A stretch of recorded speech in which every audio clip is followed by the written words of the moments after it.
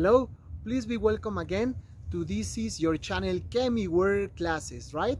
Today we're going to continue with the second part of the video about science. In this occasion, we're going to talk about scientific method, right? As you remember, the scientific method, it's going to be the way in which science actually can obtain information and knowledge, right? So as always, if you like this content, I invite you to subscribe to this channel and give me a like and follow me on social media. Also, if you would like to be part of my Spanish YouTube channel called Kimi Mundo, here you have the link in the description. As always, please be welcome to ChemiWorldClasses. This is your space, this is your channel. Give me a like.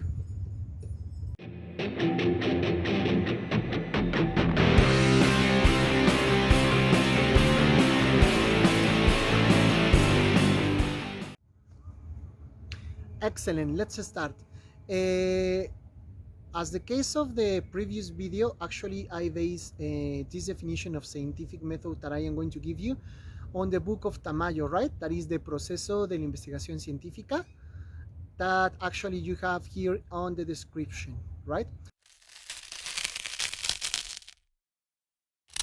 According to Tamayo, we can define scientific method as the procedure that is applied during the development of a scientific investigation within the framework of a specific problem to be solved, right?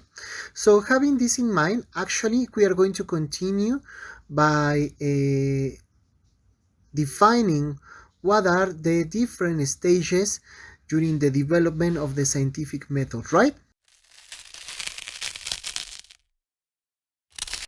Okay, excellent. So here we have the general overview of the steps that you need to follow in order to solve a problem using the scientific method, right?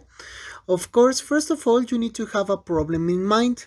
Then you are going to ask a question to solve it. And then you need to do a background research, propose a hypothesis, and make an experiment to test it, right?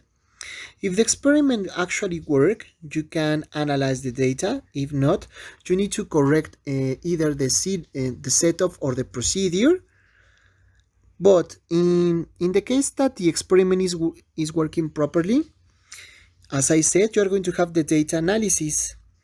In this part, you are going to check if your results actually agrees with the hypothesis that you initially proposed, right? If this is not the case, you need to propose a new hypothesis and then repeat the steps. Finally, you are going to draw conclusions, and actually, if we go very far beyond, so you can propose even a theory, or you can describe some laws, right? Don't worry, actually I am going to talk about each one of these steps very detailed in a moment.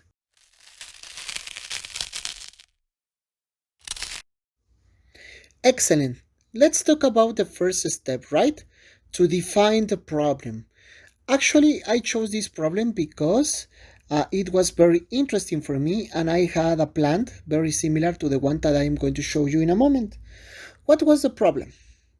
We bought a beautiful tree that it's called in Spanish sangre libanesa, but the species is Euphorbia cotinifolia. However, when we planted, part of his leaves turned from red, a beautiful red, to green. That was the problem. So, what has happened? Let's use the scientific method in order to see how can we overcome this problem.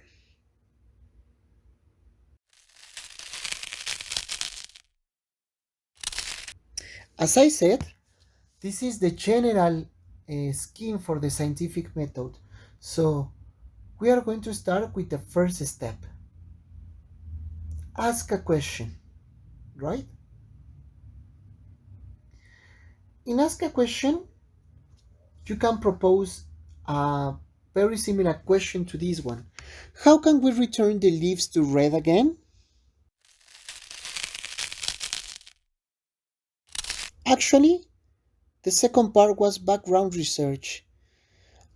I carried out a comprehensive researching on the web and in some books in order to see what is the phenomenon behind the changing color of the leaves of my tree, right?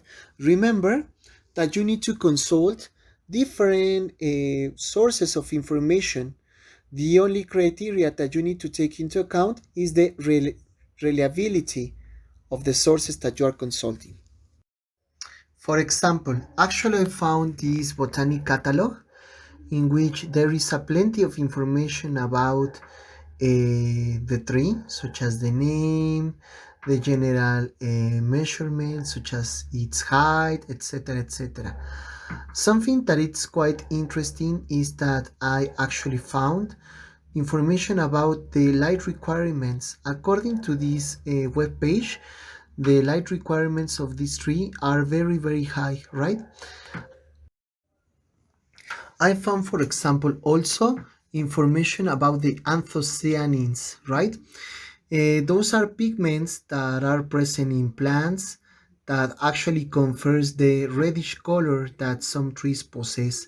And they are very common in nature, and we can use them as pigments in food. Finally, I also found very interesting information about the roles of the pigments inside the plants, such as a way in which plants can attract insects for the pollination process, or a way in which the plants can be effectively protected against the ultraviolet radiation. So in this case, the pigments in plants serve many purposes. In the specific case of our tree, actually the red color can prevent the damage for the excess of the ultraviolet radiation.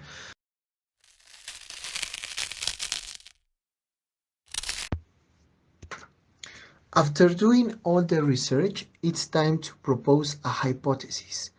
What is this? A hypothesis is a sentence explaining what you think will be the solution for the problem. Sometimes the hypotheses are written using the structure if, then. What do I mean? For example, in our case, I had a hypothesis that the plant was not receiving the required amount of sunlight. So, a plausible hypothesis for this could be, if we put the plant directly exposed to the sunlight, we will observe the red color appearing again.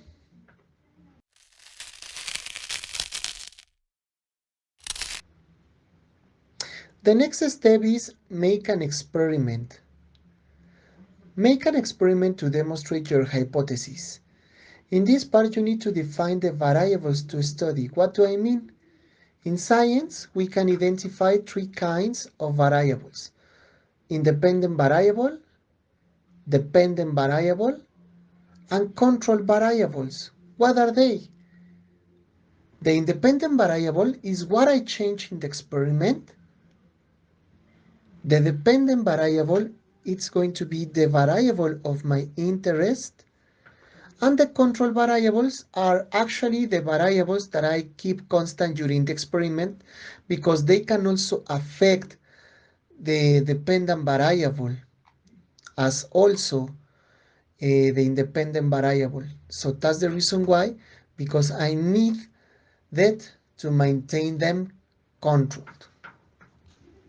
As I said, in this part, we need to define the variables to study. For example, the independent variable in my case could be the intensity of sunlight, because I am going to move the plant to another location in order for it to receive more sunlight. The dependent variable is going to be the variable of my interest, that in this case is the observed color in the leaves, right? That actually it's going to be red.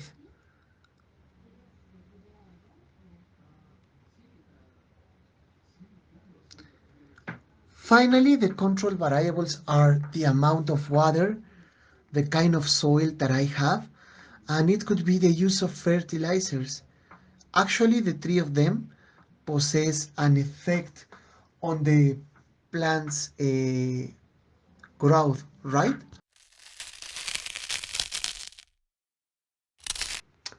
The next step is data analysis.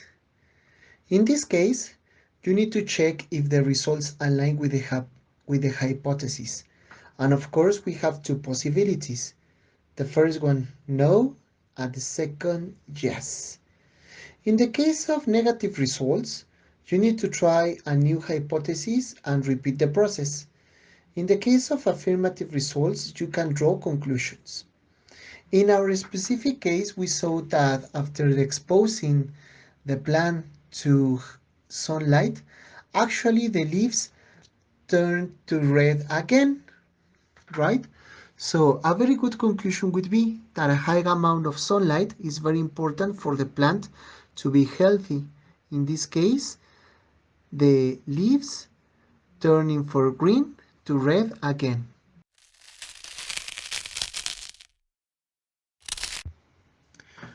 Sometimes we can go even further and we can plant a theory. So, what is a theory? A theory is a set of explanations rigorously tested by several observation and experimentation in which the mechanisms describing the phenomena of interest are fully detailed with the possibility to predict new evidences. The theories can also be tested and replaced if the nature description fails because remember that science is not static. Actually, it is the opposite. Science is quite dynamic. Examples of theories are the Big Bang theory, the evolution theory, or the theory of general relativity proposed by Albert Einstein. We may have also a law. It corresponds to the description of a phenomenon under certain conditions. With a law, we can define what will be the evolution or the behavior of a given system by applying mathematical equations. What is the difference between a law and a theory? Actually, a law can permit us to describe how is happening something, and the theory it's more powerful in this sense because actually it permits us to describe why is the process occurring naturally. Excellent. Once that we have checked all the steps required in the scientific method, I would like to talk about finally about some characteristics proper of the scientific method, right? That actually it also shared with science, such as objectivity. That is to say that their conclusions are not based on personal criteria or interest from the researcher who is carrying out the investigation. Rationality, that actually the process possess bases the conclusions in observed facts. Systematicity, because it has a structure based on a series of steps to reach a goal in a specific, that is, to solve a problem. Universality, in other words, its conclusions are valid for any researcher, no matter if we are in Mexico or another researcher is trying to do the same in another country. Finally, we have reproducibility. That is to say that in a given experiment, they can look again at the results that one researcher found, another one does. Excellent. So that's all for today. I would like to say thank you for all the support and all the likes and all the subscriptions that I already have. Thank you very much.